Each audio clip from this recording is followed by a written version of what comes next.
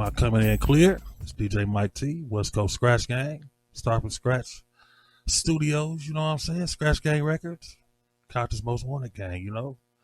I'm just sitting around here waiting on a phone call. I'm going to interview the interviewer. You got to flip the script. You got to be a little spontaneous sometimes, you know. So I'm getting interviewed by Outlaw Radio in a few minutes. They're going to call me probably about 10 minutes. Just chopping about, I don't know, you know, I sit through a little bit of songs that I like, you know what I'm saying? A song that didn't get hit CMW new album. Really, that's an 8 and Chill album, but it's basically CMW. You know, we all one. You know, even though we don't work on each other projects, we all still one group. So, you know, we just support each other the best way we can because there's some grown man-ish going on. It ain't no little kitty or, you know, anybody else influence us but ourselves. You know, we've been independent, you know, since the days we were independent stuff, you know what I'm saying? And all right, I want to say I'm sorry about 2 minutes late there. We're getting a snowstorm down here, so I had to restart my phone and all that stuff. I actually thought you guys were going to call probably about 5:45. I was just sitting around just waiting. No, I try to be on time. When I say like 5:30, I try my absolute hardest to be on that time frame. You're only 2 minutes late. So hard when it's 5. Pardon? Only 2 minutes late. I know. I don't know. I like being punctual, man. So I want to ask her. The air? I'm here. All right. Perfect. All right, Outlaw, you're live on the air with none other than the legendary DJ Mike T from the legendary rap group Compton's Most Wanted. How you doing tonight? Man, I'm good. I'm in the studio.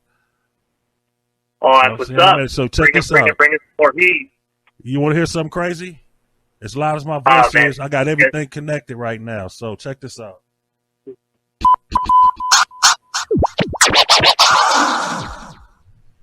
How'd that sound? That sound good to you?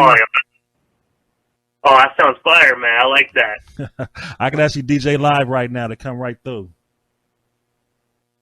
If you want to do a couple DJs, you can, man. I don't think my audience would mind. Okay, we might do that. Well, you know, but let's get on going where we going. Most definitely. So I have to ask, what made you decide to get into the music industry? Man, this is the craziest story. Well, you know, growing up, you're going to hear hip-hop, you know what I'm saying? So before K-Day came out, I had a cousin. He stayed down the street from me. He used to get these tapes from some guy from New York. And they always had these mixes on it, certain little underground Ice-T stuff and Bobcat stuff. And I heard Herbie Hancock for the first time. And when I heard that scratch by DST, I wanted to be a DJ right then and there. I knew as soon as I heard it, it's before it hit the radio. We had got this underground tape. And as soon as I heard that scratch by DST, I was hooked on being a DJ. You know, growing up, you're going to love hip-hop because that's just something different. You know what I'm saying? It's like how the kids like the newer artists today, these millennial artists, the same way we like rap back when it came out. You know, we were just very attracted to it. Oh, yeah, man.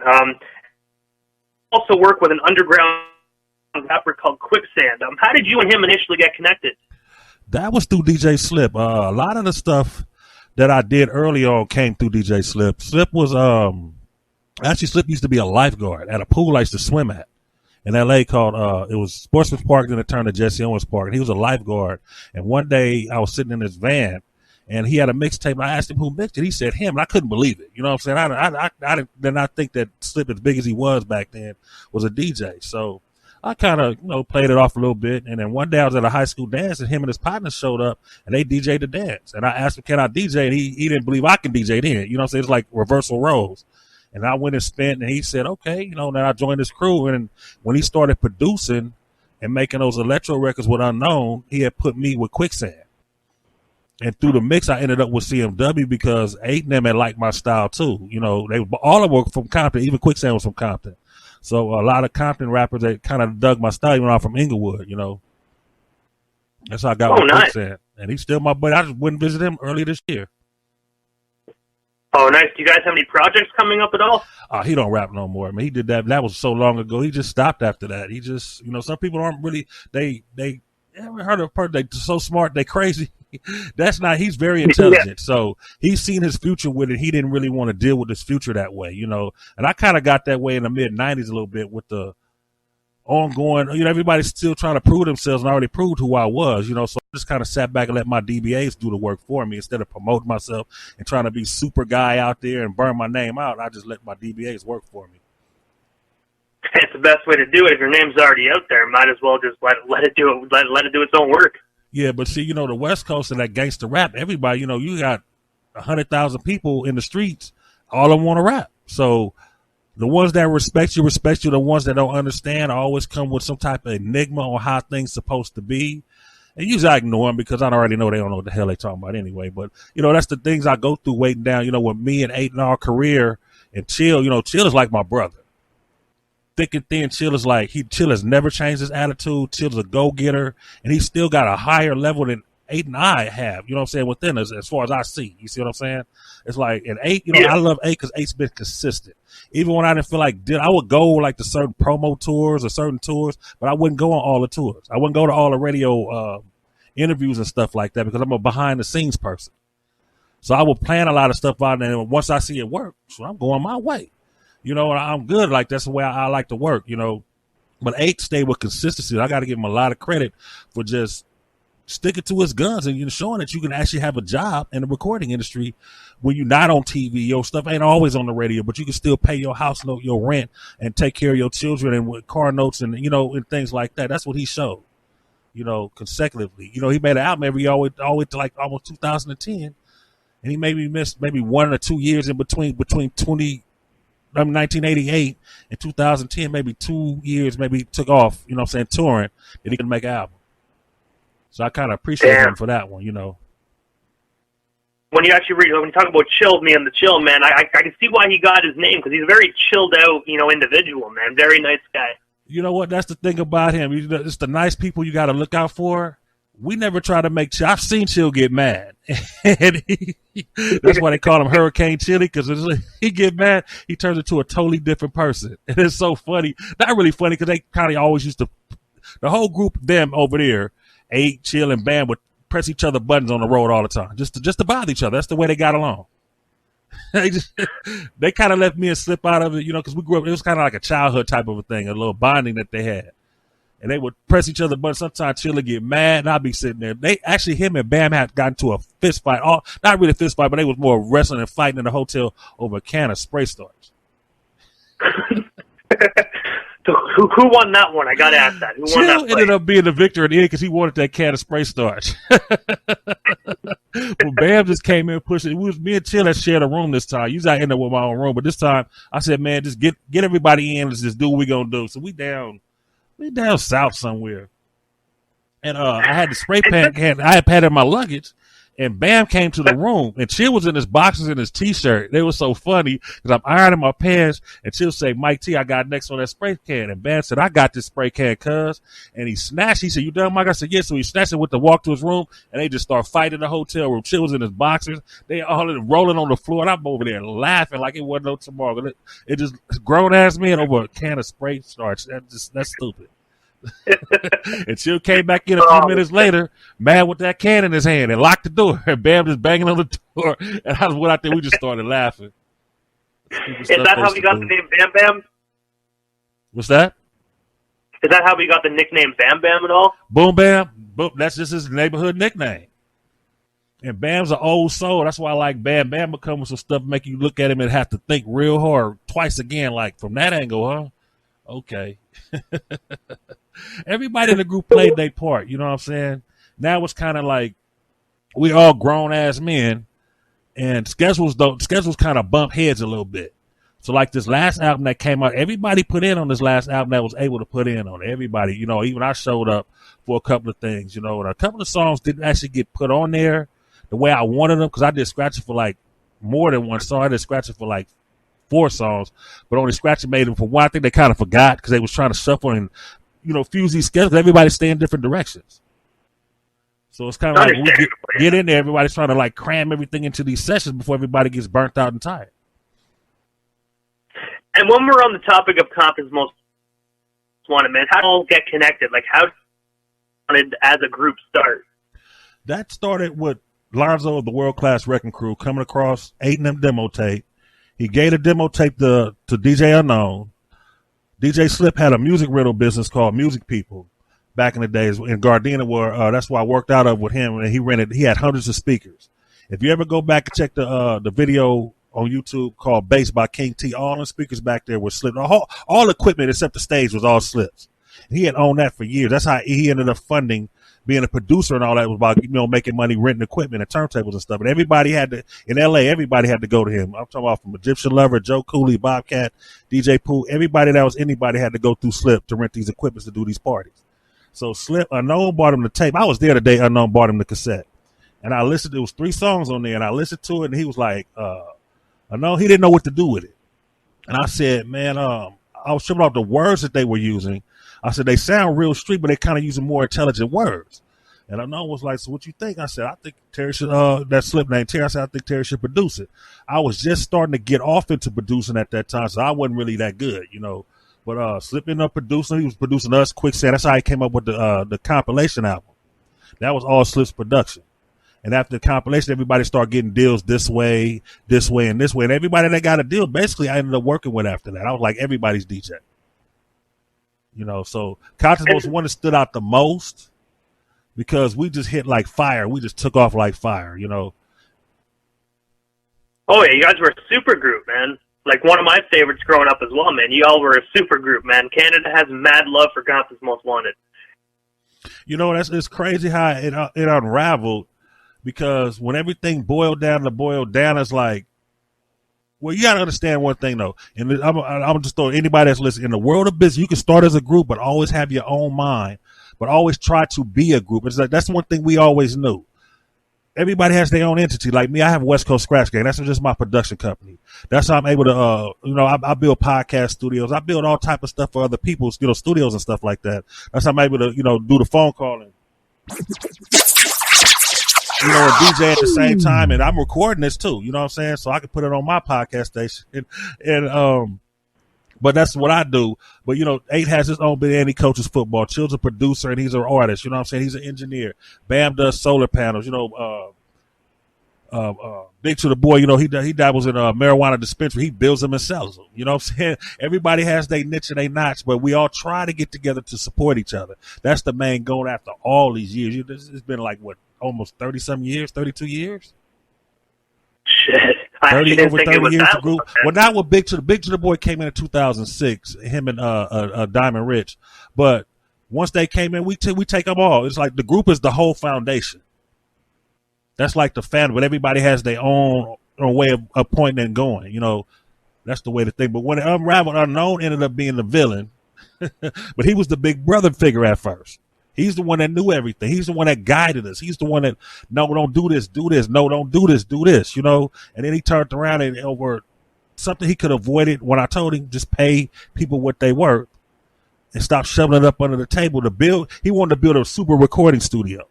But he was taking from Peter to pay Paul. He was taking Eight's money because Eight signed with him when Eight was underage. And the contract, continued over when Eight turned 18. And he was taking the money, put it in the studio. And I understood what he was doing. I was like, but dude, you got to pay some people what they worth. I can't see him with that type of money right now. I'm like, dude, you can't see him with that type of money because we arguing. I'm like 22 years old. I'm like 21, 22. I'm arguing with this grown-ass 30-year-old man. Pay him his money. So what happened was we had a big meeting after that, and I pulled Slip. I told Slip to tell 8 everything because 8 he was a kid. He was younger. Him and Chill were younger than all of us. And Capone had already told me when he left the group, the guy I called the white guy on the first album, him and Unknown had already got into it because Unknown had finagled some money and lowered the standards for the first album. Then he signed 8 to the contracts and just walked away. And said, man, I can't work with this guy. He said, take care, 8. So when I found the flaw in the contract, I'm like, dude, he was doing his tax. I said, dude, you can't do this. You just cannot do this. He looking at me like he looked at me like a little boy, which I wasn't. I was 21 years old. I was just becoming a man.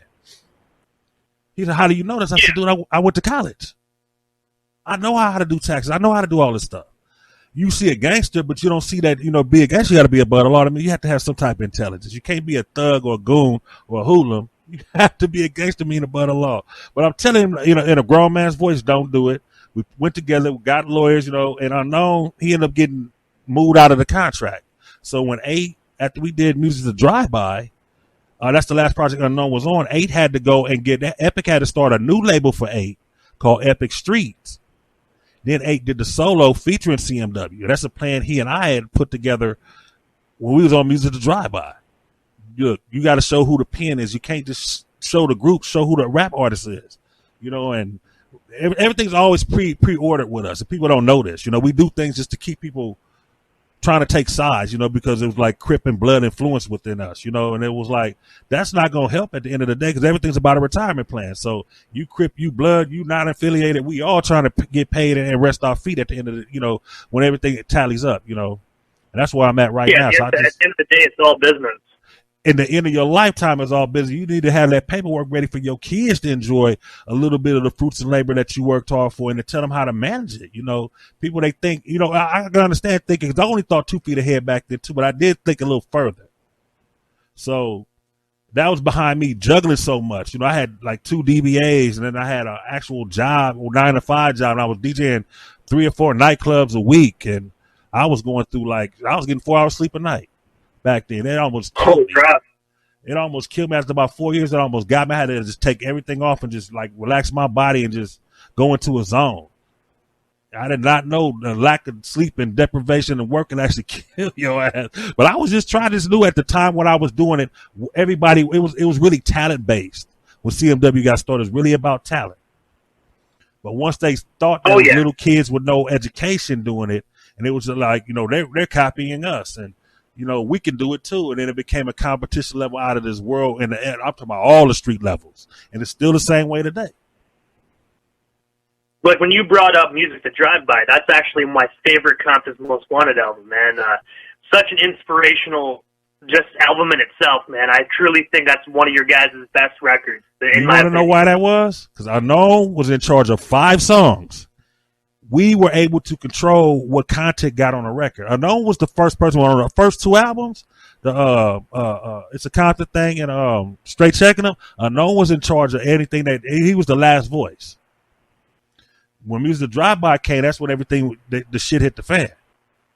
And we had the big meeting at Epic, and first nobody was gonna say nothing. We was at the meeting. They was all ooh and ah because we went to the top floor with the top guy over everything at Epic. And the guy said, anybody got anything to say? And I just raised my hand and went the fuck off. and Terry was saying, no. And 8 mouth just dropped like, damn, Mike, now. I'm like, right now. Because they ain't always trusted me. Nigga, right now. And Unknown was like, no, Mike, no. I'm like, fuck you, Terry, we can fight too. I don't give a damn. You're not treating him like that because his contract spins over to my contract. Because we were the 2 members of the group. Chill was in jail. You guys are outside. You guys are producers. You screwing us from the outside in. And it reflects me too. And Terry just got quiet. And I said what I had to say. Hank Caldwell called Unknown in the back and said, you guys are under investigation, but everything's still a go. They love the album. Oh, yeah, man. And I have to say, how can you not love that album? Personally, that album is like straight slappers from beginning to end. You know what? It's so crazy because the reason the whole topic came up about the group when we went to talk to Hank Caldwell is because we didn't clear all the samples. And he said, who bright-ass idea was it not to clear these samples? And I had told 8 off the top and Slip, use my name because I had a really weird contract. I had an independent artist contract, which means I get all the perks as a signed artist, and I get everything. But I could choose if I want to go or not choose. So after that album, I decided to slow down my touring and just concentrate on more club DJing in LA. And I ended up becoming the #1 club DJ in LA and held that down for like 3 years. And nobody really knew because I'm a behind the scenes person. I show up at the event, I'll turn the event out, and I'll go home. Go back to the turf.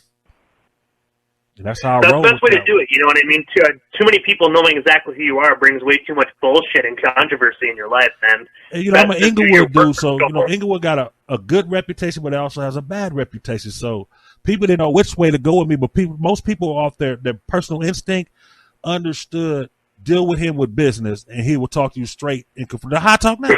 That's how I talk back then. But if it ain't my interest, you trying to just wow me by being a bully, then we always had an issue, That was me then telling I'm a stand-up guy, But after a certain amount of time, you like, man, screw everybody. I'm living off these DBAs. And I took that to my next level, too. So I was just sitting back. I'm still sitting back today. People don't know how things work, but that's how things work, And speaking of another classic joint, Quicksand and CMW both appeared on the Compton completion Mob Under Investigation album. Yeah. What's the story behind that iconic record, man? That's all DJ Slip. That's all DJ. Even you heard the song I did with Looney Tunes called Inglewood's Finest? Looney Tunes was on that album too called Legion of Boom. Looney Tunes was on the Sound Control. He was on the Sound Under Investigation album too under the name Legion of Boom. And that was all through DJ Slip. Oh, okay. So Lonzo had the what's that? Oh, sorry about that. No, go ahead. Okay, I was going to ask, how did you get hooked up with DJ Looney Tunes? Looney Tunes and I went to high school together. We went to Morningside High School, as well as Big Syke from Thug Life, with Tupac Thug Life that passed away. We all went to high school together. Oh crap! Small world. Yeah, Elder Campbell that played for the Lakers. Lou, all of us in class of '86. We all were together. I was a school DJ. Lou was rapping. Syke wasn't rapping back then. Syke was he was a talented dude though, but he ended up leaving the school. But I think he went to go play football for Sarah or something. He got into it with one of the football coaches, Coach Hawk, had slapped him during a game. He said he wasn't playing hard enough. And I think after they hit Tyrus, the whole team had quit. Like, you can't hit, you know what I'm saying? Everybody had put street issues aside. Even Inglewood Muggs, he's a top security guard for Tech 9 and Mac 10 and E40 and all that. He was class of 87, but he was there with us too. He played on the football team. I think he walked off too. I think everybody got mad that year and walked off. You also programmed and produced many of the classic Compton's Most Wanted tracks. How does it feel knowing your work is still known worldwide after all these years, man? You know what? The crazy thing is about that, I didn't put a lot of effort into it. The hood took me under in like 20 minutes just playing around.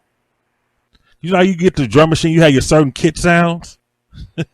I had decided to sample Isaac Hayes, and it's the drum, kick, and snare, and then I found the loop, and I just started playing with that. And when I gave Eight the music, I gave Eight like 20 songs. He sat there for like an hour and a half and listened to every song, and that song was the second to the last on the B side of the cassette. He said, "I want that song." I said, "Take it." And then the other songs, the Tim Dog song, he just made me mad. That's when we made that song. He pissed me off in New York with the dumbest conversation I've ever heard in my life. And we was good though until he said what he said. He approached us and said that he wanted to be like the sunlight. We were going to be like planets around him.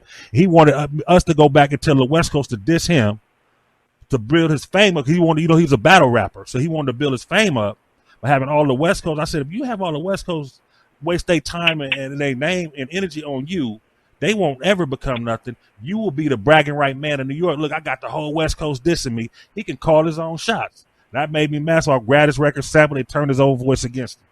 That's what I did. Went home and drank 2 40 ounces, and I was super drunk and came up with that song in 15 minutes. Shit, you know what I mean? My mind went retro though. Power of the 40s. That and my mind went to another. I never drank 2 40 ounces back to back. Usually after the first one I'm done. I drank the first one in like 10 minutes and was halfway done with the second one. But the ideas just kept formulating in my head. I said, I want to sample this. I knew everything that's in that song. I placed it in that song for that reason. And because it was just so upsetting looking at this dude, like, you seriously gonna try to play us that way? You know, it's kind of like game recognized game. Everybody wanted to diss him anyway, but the point being is, we ain't gonna see what you're gonna do, but you're gonna go behind the scenes in New York and really raise your bar up, and you can be able to ask for $1 million contract when that was pretty much unheard of back then in '92. You see what I'm saying? So I just turned his own voice against him to play him out. You know what I'm saying? People say, dude, he just clout you with your own shit. You see, after that, he just kind of fizzled and went his own little way, you know. But honestly, so speaking of New York, you also produced the song "Does Your Man Know About Me" produced the song "Does Your Man Know About Me" on the Juice movie soundtrack. No, I didn't do that. What's the story behind that? I didn't do that. Pardon? I did not do that. It's more Mike T's than one. Oh, okay, my bad. I'm sorry about that. There's more Mike. The crazy thing is, I think it's Detroit's Most Wanted. They DJ name was Mike T too. So Compton's Most Wanted and Detroit's Most Wanted both had a Mike T. Mike Tyson nickname was Mike T. There's a rapper up in the Bay Area name was Mike T. And there was also a house DJ in L.A. We worked at the same club. Both our names was Mike T. Except I was rap okay. I didn't R&B, and he was house. Okay, well, you learn something new every day. When I saw that, like, at first I didn't know that Compass Most Wanted did any work on that soundtrack personally. I didn't know that. Then when I seen it, I'm like, okay, that's pretty cool, but it explains why I didn't know, because I don't know the other Mike T. So this one could possibly be wrong, because unfortunately I got the same question off the same website. But the song Hood Took Me Under features what was featured on the Grand Theft Auto San Andreas. How does it feel knowing your work is on one of the most famous video games in the world? That one right there, that I actually had feelings behind it. I actually got excited when I seen that. When I bought it, I didn't even know it was on there. And I looked, I said, oh my goodness, good. But see, I don't get no royalties for it because it has samples. I wasn't able to clear it past to where I could own anything off of it. So that just goes back to Isaac Hayes. or if not, if there's the remix we did for the video, then that goes to the other groups that had anything to do. We couldn't get no clearance on that sample, but we had to take one for the team with that one. Yeah, that was one of my favorite video games when I was a kid, man. So, like, when I saw that you did work on that, I was like, yo, that's sick. And it's funny because my daughter actually bought it. And she was probably about 12 years old when she bought it at the time. She said, Daddy, look what I got. I said, what you got? She said, I got all the Grand Theft Autos. I said, when I get finished out here with my friends, I said, I'll be in there later. We just start playing it for months. And then next thing I know, the song popped on. I just fell out laughing. Like, there we go. The good old days when you had to search around the map to actually find the two-player icon. Exactly. Get the little red Corvette, whatever they had, like a Corvette in the thing. You could be by the beach. I used to go by the beach and play it and run people over. Oh, man, the good old days. You know, when it was working. So as you mentioned earlier on the interview, oh, yeah. So you also own and operate your own company, as you mentioned earlier, called Scratch Gang Productions. Yeah, West Coast Scratch Gang. Yeah. And what services do you offer? Well, actually, I do music that you can lease for mixtape music. I build podcast studios with the production company, though. And I actually run a podcast for my church, too. And I build them from the ground up. You know what I'm saying? I got 3 laptops going in here and two. I got everything going in here to where you can do music production, video production. I got a video shoot I got to start Friday. I'm going to go out to Marina Del Rey and Inglewood and do a video shoot with that one. So I just do stuff here or there, you know what I'm saying? Stay a little busy. But 2020, I'm going to wind a lot of stuff down because I've done too much. I've done enough for me. You know, I reached my plateau. And then, you know, as long as I step to the side, I just maybe give a little business game out to people.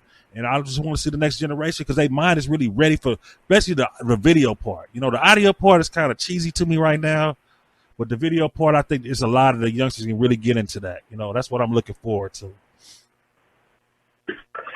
And also recently, as you mentioned earlier in the interview as well, Compass Most Wanted just dropped a new record after 13 years called Gangsta Business. How did that record come to be, and where can our listeners grab? Well, you can listen to that on Spotify or Tidal or something like that. But that came to be because that's something that Aiden Chill has been trying to do since day one. They got their rhythm and their style basically from EPMD. They was going to make a record back in the days called ECMP, called Aiden Chill Making Paper. You ever go back to their old interviews, they always speak about this. It's something they never got off their chest. So going down the line, you know, they had different paths. You know, Chill was doing the Dirty OGs. And Chill had bought Aiden on the first generation type of, you know, Chill, he's kind of like me. We try to keep things together. So when a new album came up, it was basically for Aiden Chill, for that Aiden Chill Making Paper album. That's kind of how this new album came about. Okay. So also recently you sent me an email about one of the songs that wasn't didn't make the cut on the new album called Rough House. Why that wasn't Rough House. The song that didn't make. Sorry about that. The song that didn't make the cut was Real Compton. Real Compton. Sorry. Why didn't that track? Sorry. Because I had posted it on the website. I went when the group before this album came together. Everybody was doing their own thing. And I said, you know what? Nobody's really representing CMW right now. So I decided to put a website together, do a DBA under CMW gang, and then when we did the song and they sent it to me in the email. I put the song as the intro song to go onto the website. So when they heard, they thought I leaked it too fast. But a lot of people didn't hear the song as many people actually heard the song. So the song to me was still good. You know what I'm saying? It's like when A did the solo album before this double album, he had a song out with the Outlaws that was out years before he released it on that album. You know what I'm saying? It was like just warm. The crowd needs something, because the only thing about the group, sometimes the structure is still the old school structure with them. And a lot of stuff getting lost. It's like it's here today, gone tomorrow, because they're not greasing the wheels with this electronical and digital world. You got to throw something out there. You know, you got to get them pumped. Yeah, you know, so what happens is they try to do the big old school intro, but they'll wait 2 and 3 years. Now, Real Compton, I believe we did that song in like 2015. And the album didn't come out to this year. So you see how long the process went for us doing it, but we can work a lot faster just via digital. Because I actually did a lot of the scratching I did at home. Like I do like I'm doing now. And I sent the email. You know, that's the easiest way to work. But then again, I went down to the studio session when I did Raw and recut some stuff. Then I told them to put what I did at home and put it inside.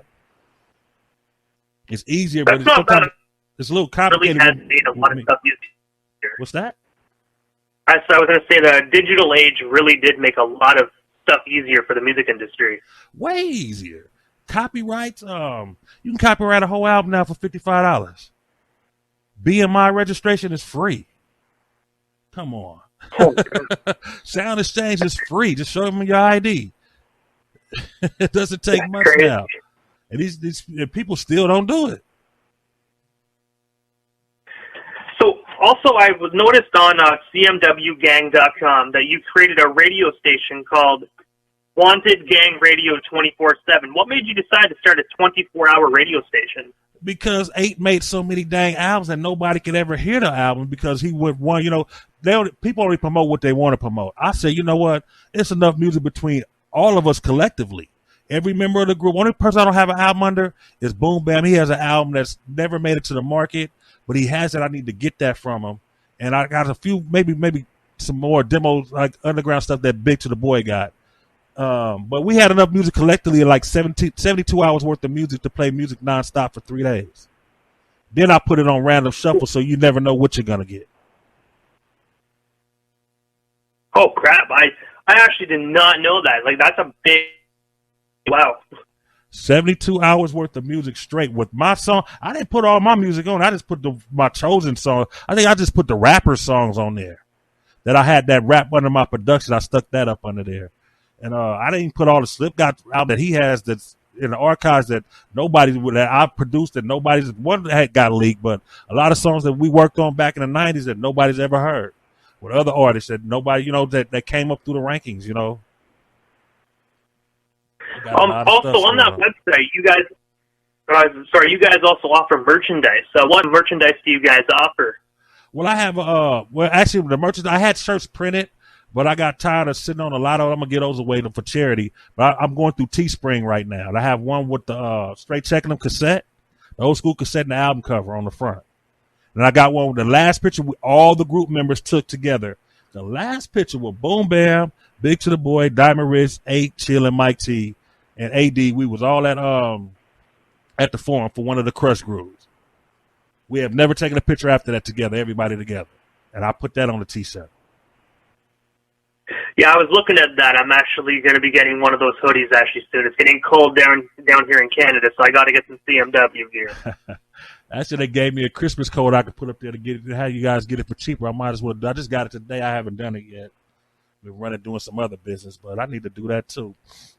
Yeah, Real Compton. That's one of my favorite songs. And actually, after it came out, they went and redid it, but they didn't put that on the album either.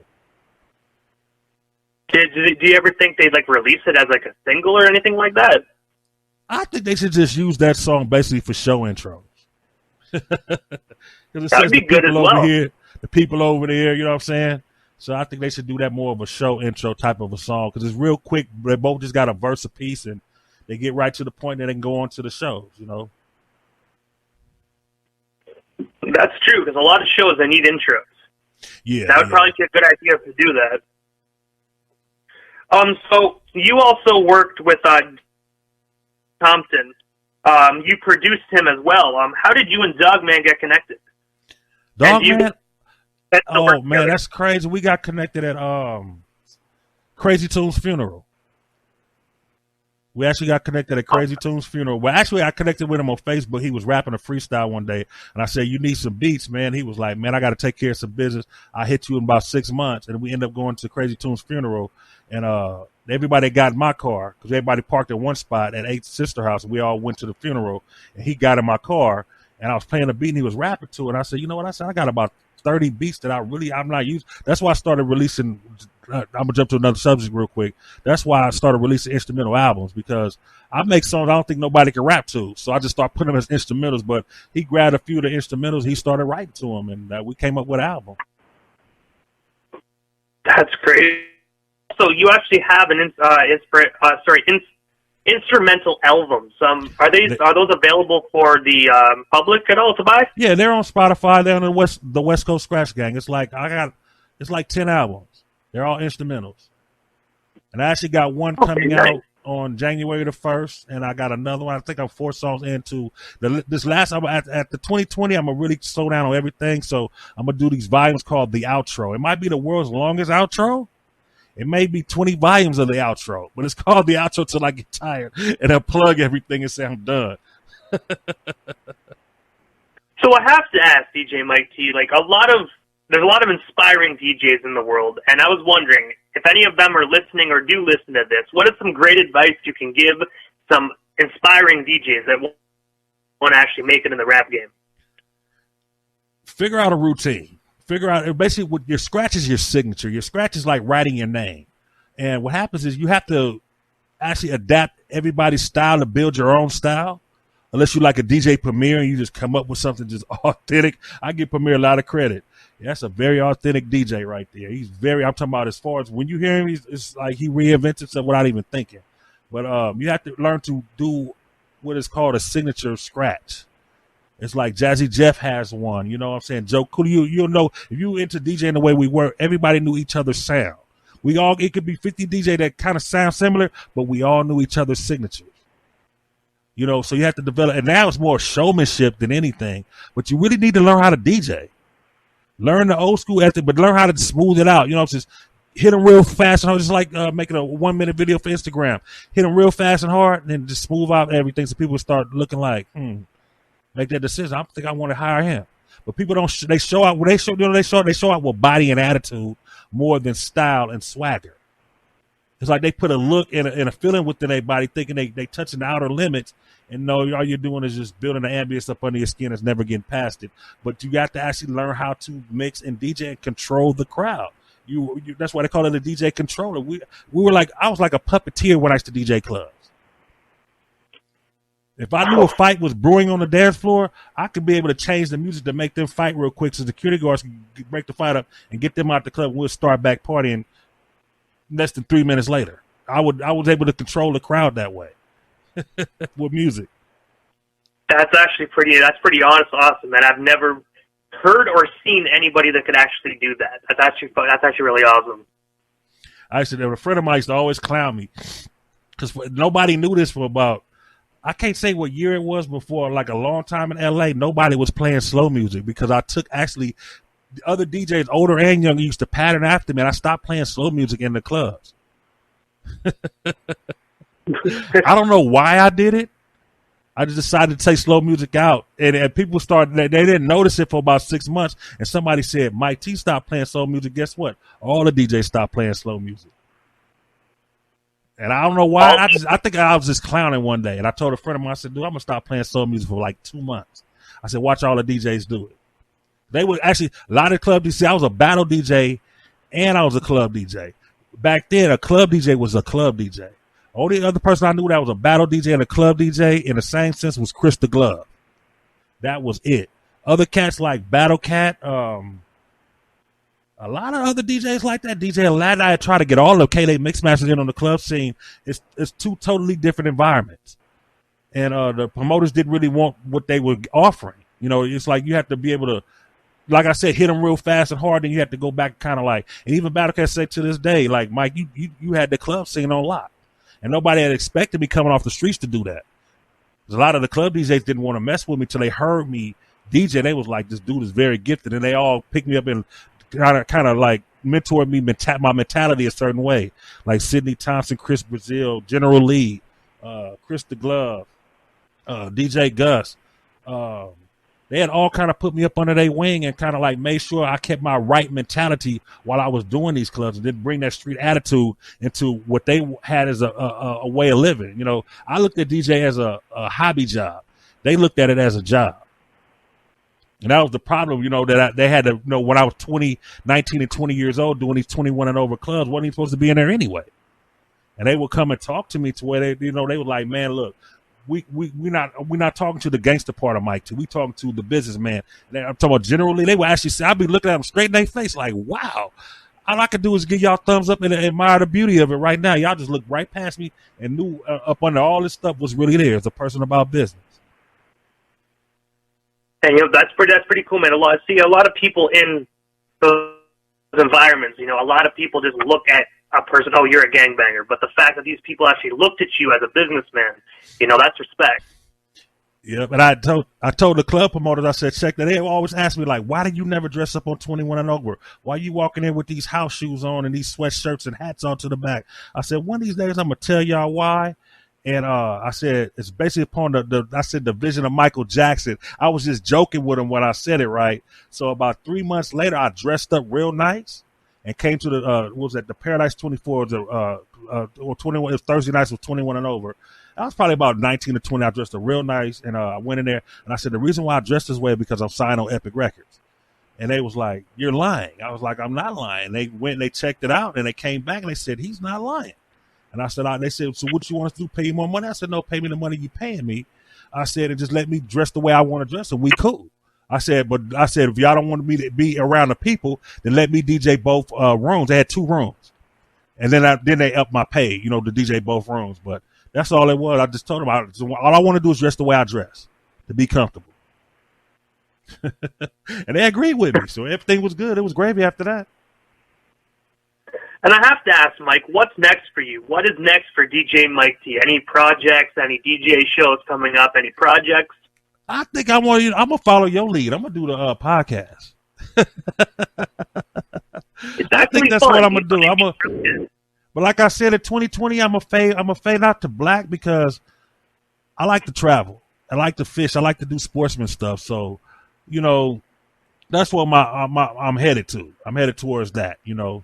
And I've been doing that. So a lot of people have seen me. You look at my Instagram and Facebook, you see I'm throwing my pole.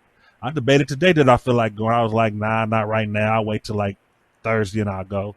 But, you know, that's the things I like to do. I'm 50 years old, man. I've been doing this since I was 14 or 15. So oh, shit. I didn't know you were 50. I thought you were only like maybe mid-40s. Nah, I'm 50, man. 8 of them younger than I am. You know, I got started like I said, as soon as I heard Herbie Hancock Rocket, it was a wrap. With that DST, that was a wrap. Hey, you want to hear a funny story, though? Actually, the club I used to DJ for, Paradise 24, they kicked me out. Guess why they kicked me out the club? We're playing Bitch Better Have My Money by AMG one night. And AMG and I was partners. It was so funny, though. I stopped the music and just came in with Bitch Better Have My Money. Da, da, da. And, man, they booed me. And, the promoters came in. They said, when you finish that song, grab your stuff, meet us in the front. They said, gave me my money. Said, you got to go. I said, I'm telling y'all right now, that song ain't going to get no radio play. It's going to hit the charts. Give it 2 weeks. They called me back in 2 weeks and said, Mike, we sorry. But, you know, it's, like I said, being a club DJ is a certain way you do things. And I didn't go. They always try to keep my mentality cool for breaking things the wrong way. That was my street mentality, you know, to be a little crude and rude, but it's going to be talent behind it. So I was really trying to, like, break that sample. It wasn't really the Bitch Better Have My Money part. It was the sample that AMG and Quick had used to make that song had blew my mind when I heard it. I was like, man, Mom, I was just thrown for a loop. So they hired me back and hold on, you went away for a second. Oh, sorry about that. How did you and AMG get connected? At that same club. And plus, I was in the record pool with Tracy and Courtney. Danny Foots and Terrence Toy, called Impact Record Pool. Now it's called Ill Network. But I was connected with them, and Tracy and Courtney was in charge of AMG's production. So they had called me in, and they was trying to have me DJ for AMG, but they ended up picking up Quick. Then I met Quick over there. I met Boss over there. They was in charge of Boss too. And then I ended up producing another group called RSVP that Quick was producing, and Quick and I had connected right then. We became friends. It's a small world out there. High C, he was dating my sister-in-law for years. Whoa. Right next door. It's a small world. Yep. I see. And so, we would always chit chat, and people, everybody want to see this and that, but we always kept it just between us. Our conversations was strictly between us. So Quick, even with Quick. Did you also know? Huh? Oh, sorry. Did you also know Tony A. the Wizard? He worked with High C as well. No, that's one thing. I never met him, but I got to give him a lot of credit these days.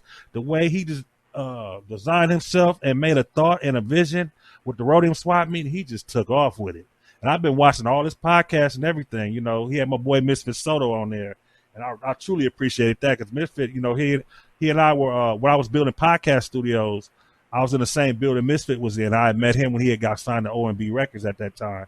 I know the owners of that label. So, like I said, sometimes it turns into a small world. But I never met Tony A. That's one person. But I got a request to go on his podcast, though. He's really going to Huh? You should do it, man. I really think you should. I am. I'm going to do that. I know he's really going to when he find out about me and High C, though. He right next door. My brother married the sister to High C was dating. Now she's my sister-in-law, Mona Lisa.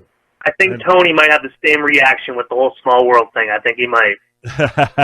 So, the whole time Aiden Quick was beefing, I was friends with Second to None, High C, AMG, Quick. We all were buddies. And Quick was so astounded by that Aiden had dissed him.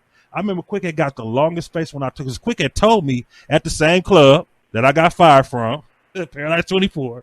Quick came up there one night and we started talking. He said, man, tell Aiden I want to make a record with him. I said, I don't think you're going to do that. He said, what you talking about? I said, he made a diss record about you. He said, why you do that?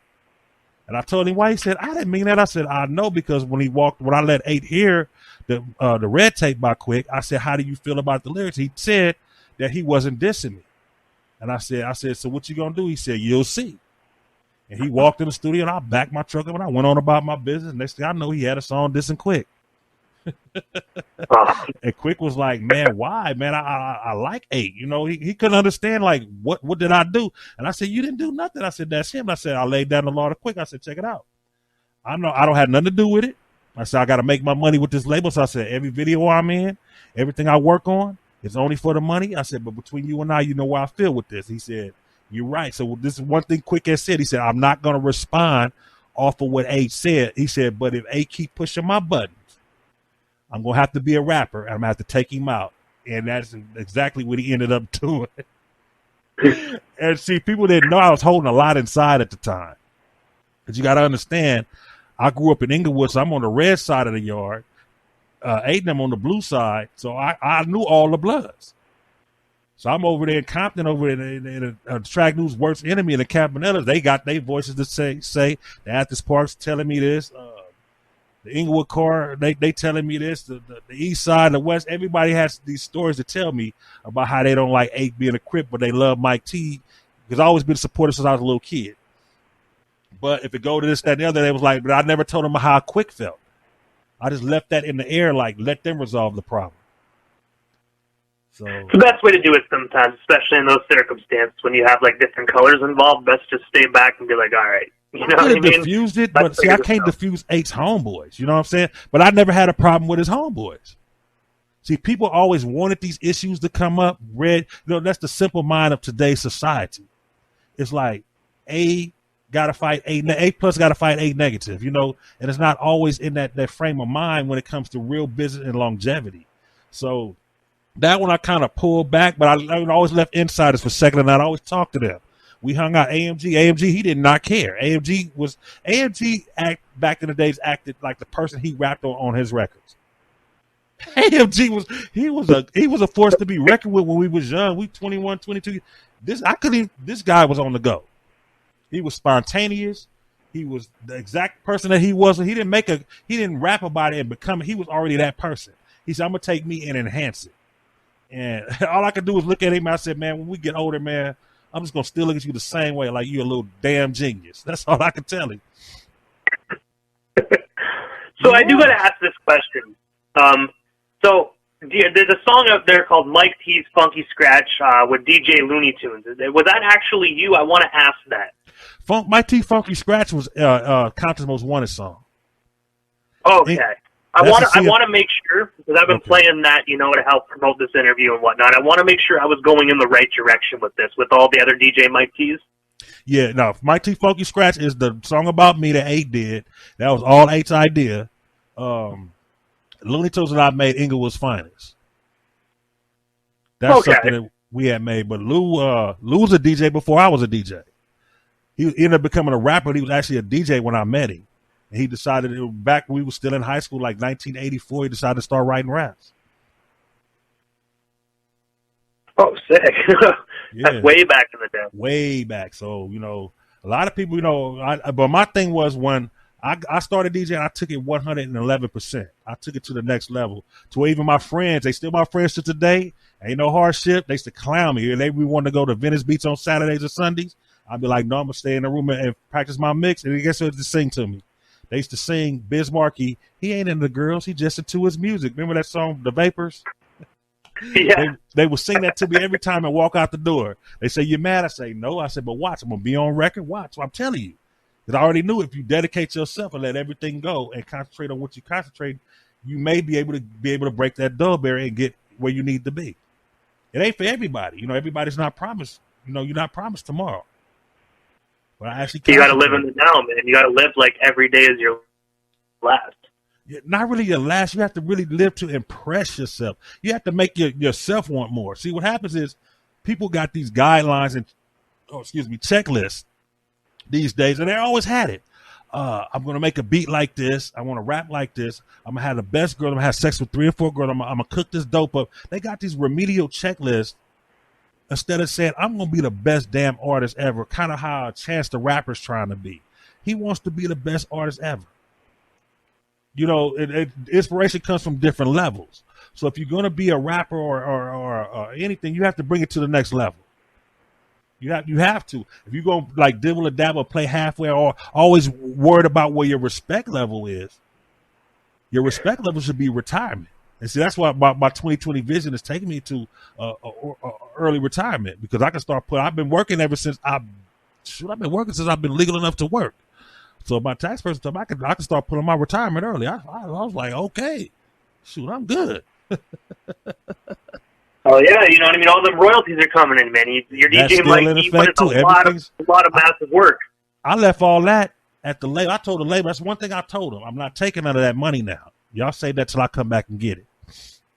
That's one of the agreements I made when we argued with Unknown, because actually Epic had offered me a production deal. And I told Hank I'm not ready. I said, I got an SB12 at home, and I got an SB1200 at home. I'm not ready. He said, man, I can just put you in and you can learn. I'm like, I ain't ready. And I guess what? Right before that, even though I did The Hood Took Me Under, I did Who's Fucking Who with Tim Dog. Those were my ideas. And I pieced the guy program Compton for Life. Rick Rock had all the samples, but he didn't know what to do with it. So I made the beat and I had to put all the samples and the loops in there and programmed it for 8, and I left. I just sat there. They was talking for like an hour. I just sat there with the headphones on and programmed a song, got up in my truck, and I took off. And I was actually ready, but I wanted to incorporate real music. This was in 92. I wanted to actually incorporate real music, and I didn't know how to play it. I still don't know how to play it. And I've taken music class. I still don't know how to play it. Because it's heartfelt. It has to be really talented. And if I play, it's not going to be heartfelt. It's going to be the actual basics of music. And in my mind is saying anybody can do that. So, Mike, I want to ask this. Is there anything you want to tell the audience, anything you want to just address to them at all while we have them here? Yes. Do not waste your time being bitter on what you don't get in life. Don't accept the bare minimum, but accept you can only do so much for yourself, because nobody's promised tomorrow. But aim high. See, that's one thing I could say the new school has. They have a different work ethic than we had. They work 24/7. They understand all these mixtapes coming out and all these features coming out. You have to work.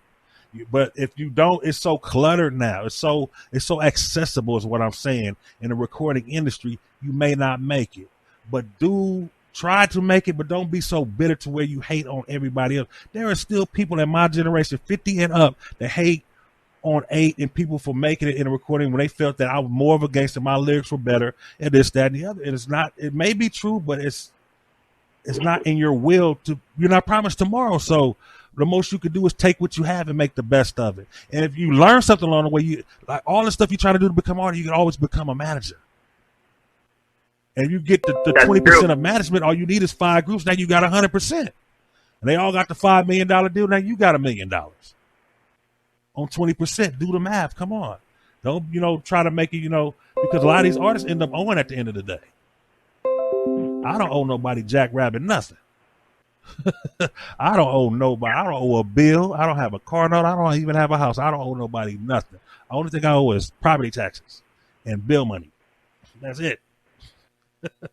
Gotta you love want to try to shoot for the stars, but if you miss, at least make a plateau out of yourself. That's what I figured out. And stop doing the same thing. Oh my gosh, I swear I hate to say it's like 5 skeleton beats.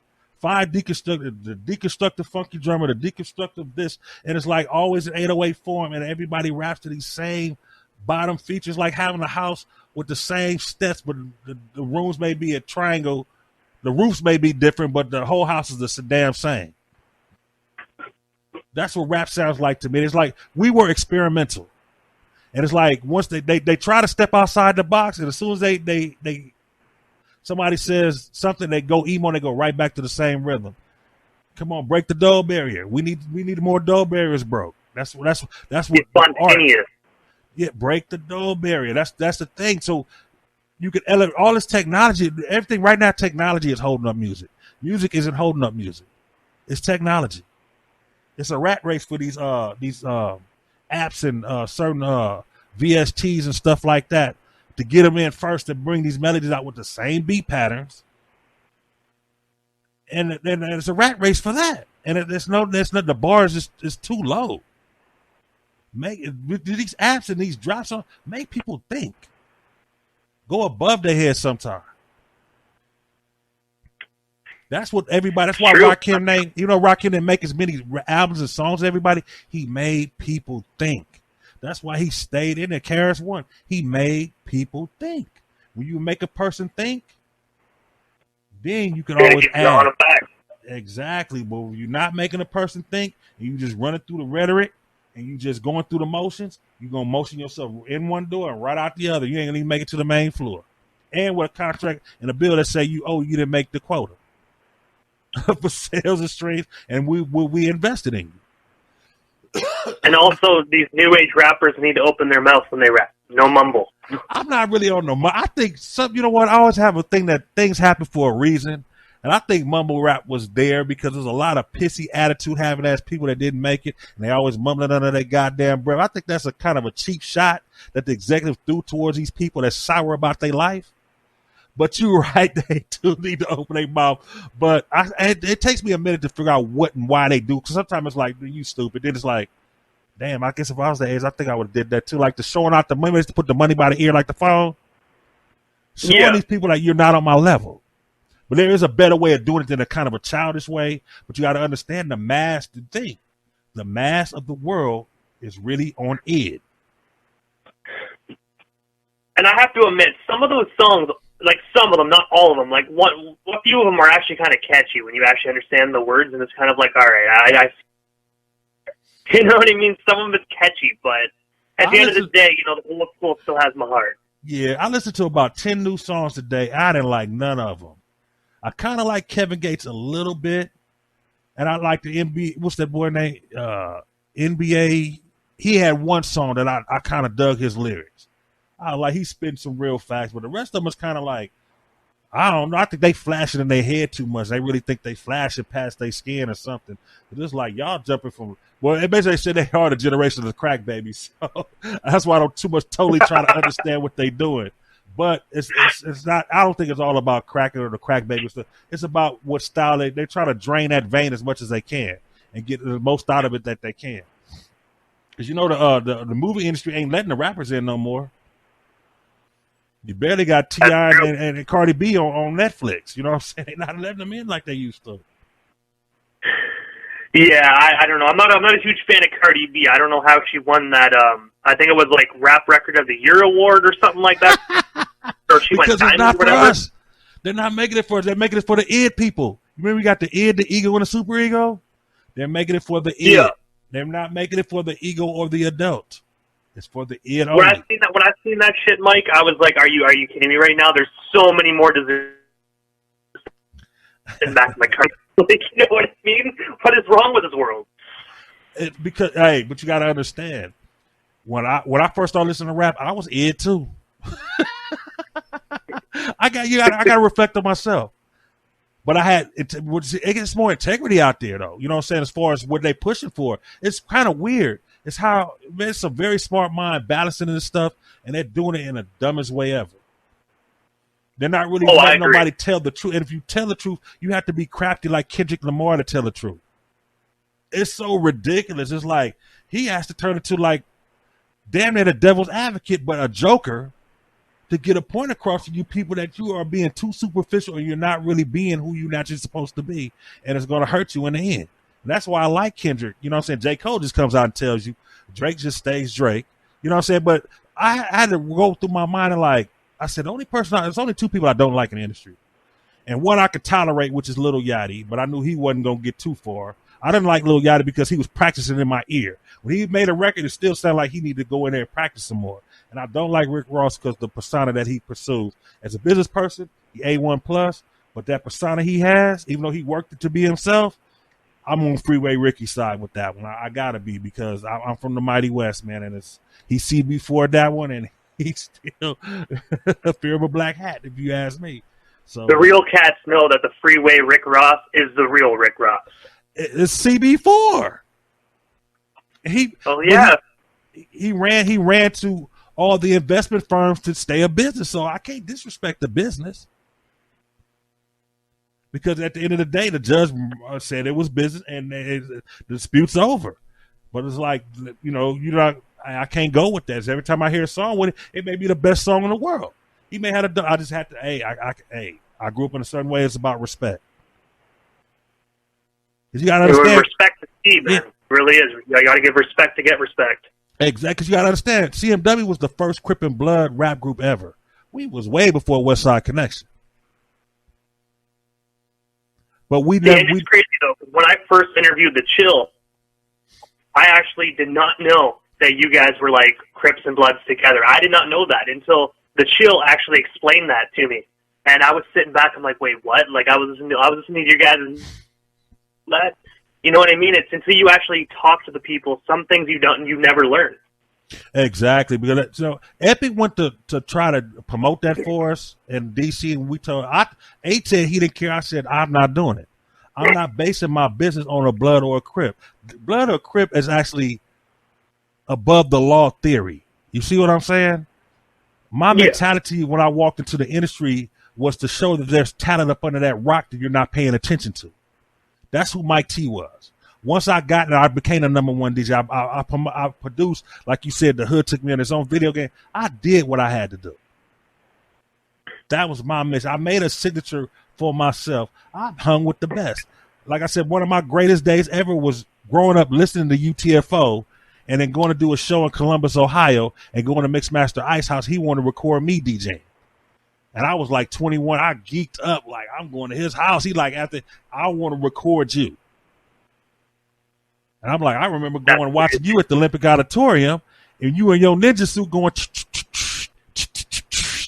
and I'm like, wow. And 3 years later, I'm at your house. It's kind of like me with this whole thing, man. Like I grew up listening to, and now I have the privilege of Most Wanted, some people from NWA, Pop's family.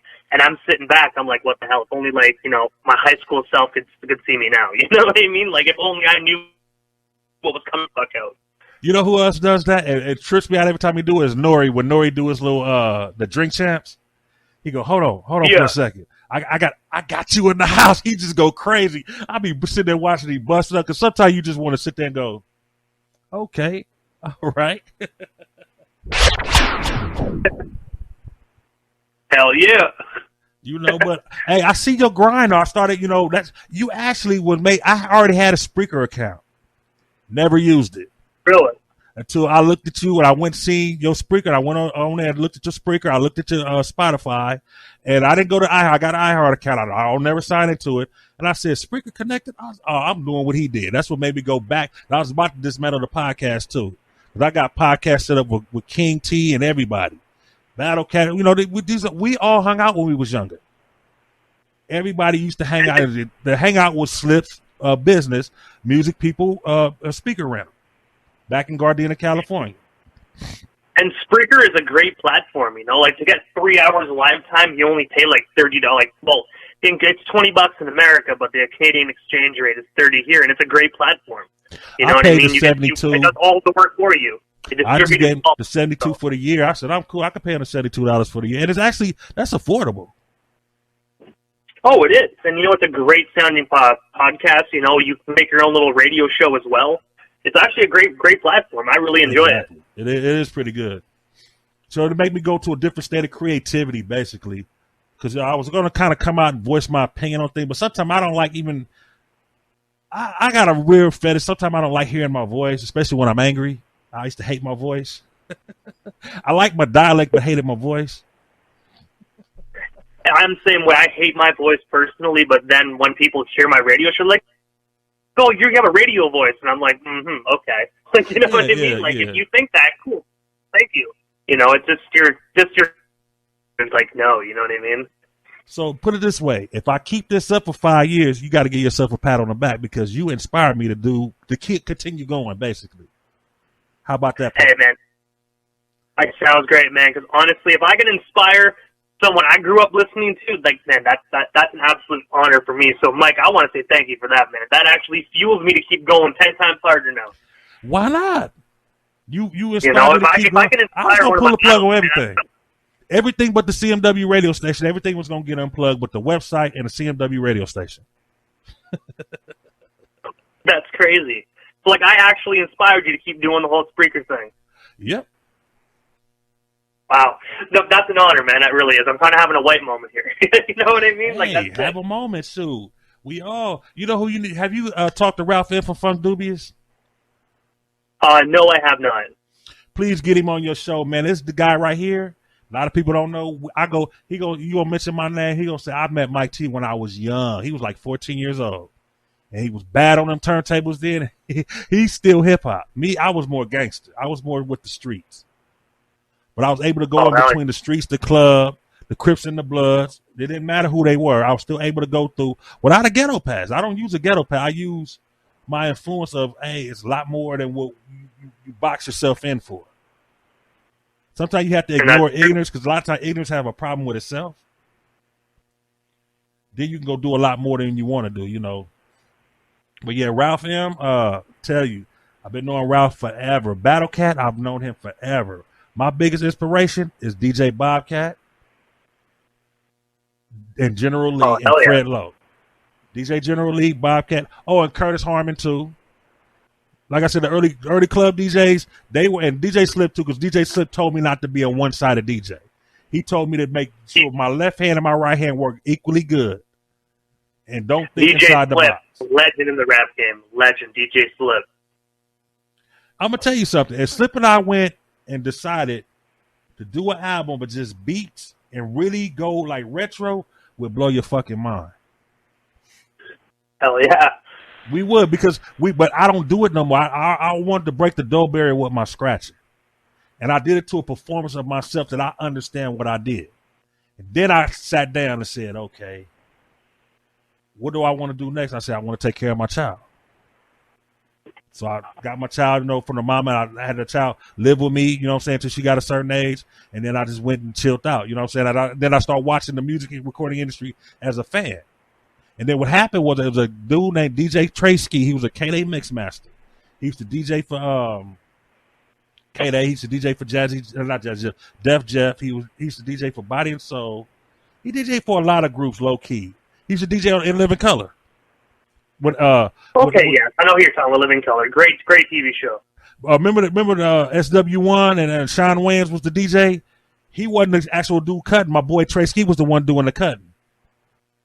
Really? Yeah. If you ever read the credits, sometime they show the credits, you're gonna see Tracy Robinson. Okay, I actually did not know they did that. Yeah, Tracy was actually the one that every time you hear the scratching in the background, chicka, chicka, chicka, that was Trey Ski. Trey ended up committing suicide in 2010. And I wasn't going to do it. He kept asking me for years, for like 5 years, Mike, please come back and do music. Because his style of DJ, not really DJing, but his production style and his DJ style kind of came from my style. But he would take what I teach him and put it, it's like, you know how you write your name on the papers people write? Sometimes their words all curve, kind of point diagonally to the right. Yeah. He would copy what I do, but his words would point to the left. And I can actually tell the difference when I hear him mix, what I show him and where it comes out at. I always say, dude, you actually turned it into your own move. Now I got to learn what you did. Because DJs build up to do certain things. And he will build his up so differently. I should just watch him sometime. One time we had got into a DJ contest. I only been in two of them. I got kicked out of one. And the first one was a setup, so we were all involved in the setup. But the one that was a setup, he actually beat everybody. He beat me. He beat Battle Cat. Tracy beat DJ Muggs. He beat Let Loose. He beat everybody that got on the turntables that night. But since it was a setup, DJ Muggs from Cypress Hill ended up winning that round because that's where they sent DJ Aladdin to New York. And Aladdin, him and Miz was going at it from Philly. But Aladdin went and entered New York in the DMC and won the New York belt. And when they brought it back to the West, they told me what happened. I said, I don't care who wins, who y'all want to represent. They said, Mike T, we want you or Battle Cat and DJ Muggs to win, to go and represent. I said, I can't. I'm on tour with CMW, so it's got to either be Battle Cat or Trey Ski and Muggs. So it ended up being Trey Ski and DJ Muggs going out to represent the West Coast. But that was a setup that the West Coast had did and stole the belt from New York. Remember that LA and New York was battling too much. Oh, yeah, all the time. East versus West, all the time. So it ended up with the DJs ended up becoming Philly and LA. So if you ever listen back to Mixmaster Spade, what's the one by Rock Steady? Wherever one by Mixmaster Spade, you're gonna hear DJ Pooh, I'm down to do whatever it takes to make the people say, ooh, he gonna say them suckers in Philly, you dumb hillbillies. LA was already ready to go and gear up to go at Philly. Before Joe Cooley and Cash Money got into it. That song was adding insult to injury pretty much then. Yeah. Joe lost the battle because he played Tour de France and New York was not into fast music. But if they actually sat down and looked at what he did with Tour de France, he would have won. But since they was all high and they was all in that mellow world, they did not want to hear that fast electro bullshit. His time was enough. The Hashim, his time was enough. And when he played Tour de France, it just knocked him off. But what he did, he was inventive, but they didn't want to hear. They wanted to hear slow, mellow, melodic rap. That's how New York was back then. And everything had slowed down. And Mike, I don't want to cut this short, but we're running out of live time, unfortunately. I wish we didn't have to because I'm enjoying this interview. I really am. But this is the time in the interview that I give the chance for the individual that comes on the show a chance to give their shout outs to whomever they want to give shout outs to, and also their social media handles. That way, our listeners can follow you if you're not already doing that. Okay, well, my handle is, my Facebook is pretty much, you can subscribe to my Facebook channel, and it's DJ Mike T, West Coast Scratch Gang. My Twitter account is DJ Mike T of CMW. Instagram is DJ Mike TzLee. And that's basically it. Snapchat, I probably don't too much use that. I think that's DJ Mike TzLee too. But I had to actually age my name because it was, like I said, or we said earlier, there was so many Mike T's when I was coming up. I said, well, let me put a twist on it, and then people kind of adapted to that. And as far as my music is all West Coast Scratch Gang. Everything's West Coast Scratch Gang. That's available on all platforms, right? Yes, sir. All platforms, West Coast Scratch Gang. So get it today, everyone. Get it today. Get it. Sir. Don't think. Just buy. It's Christmas time. Give yourself a Christmas gift. West Coast Scratch Gang. And if you don't like it, it's all good because, like I said, I make music that only I can get into. I can't really hear nobody rapping to the music that I make. It's just what I do when I get bored. I decide I want to put these pieces with these pieces, kind of collage. And you're at this point in the career, man, that you can just do it yourself. They can do whatever you want to do. Because the platforms are so but you've already made it. Hey, I released 10 albums this year under Song Trader for $49. Everywhere. That's actually not bad. That's a damn good price. I can release an album. It takes 2 weeks for it to upload. But as fast as I can upload these albums, I make my own record covers. I just be cheesy and make some cheesy record covers. It's not really to make the money because I'm actually going into retirement. So it's just to keep my mind busy so I don't stagnate. That's why I do what I do. But you know, the more you do, the better you get. And that's true. You know what I mean? Practice makes perfect. There you go.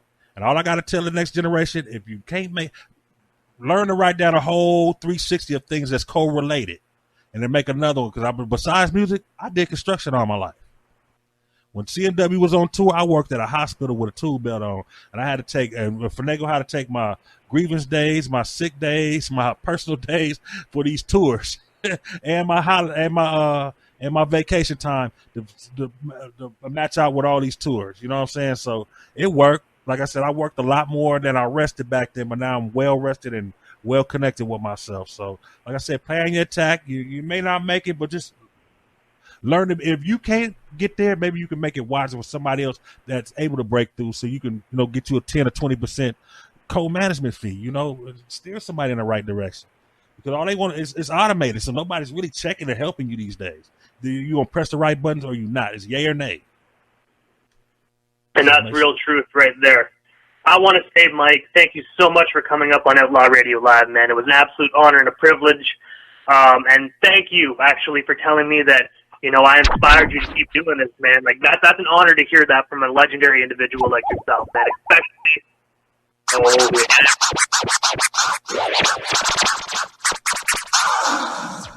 Yes, sir. Hell yeah. I got to say, Mike, thank you so much for coming up on the air, man. It was an absolute honor, man. Thank you so much. Okay, no problem, man. If you want it again, just hit me up, man. You got my numbers. Hey, man, most definitely. If you need anything as well, played anything, cross-promotion for your show, send me the sure I play that as well, bring some as well, man. I always have love for CMW. Okay, it's all good. You recorded me, and guess what? I recorded you. So we go to the next level. Way to do it. To the next most level, definitely, bro. Mike. All right. Thank you so much, man. Have yourself a wonderful night, and Merry Christmas to you and your family. Same to you, bro. Peace. All right. Bye-bye, everybody.